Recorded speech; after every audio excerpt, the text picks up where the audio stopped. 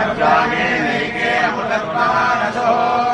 हरेण नागं निहितं गुहायां विप्राजते यद्गतयोऽसन्ति वेदान्तविज्ञानसुनिश्चितार्थाः संन्यासयोगाद्यसत्त्वाः ते ब्रह्मलोके तुमनान्तकाले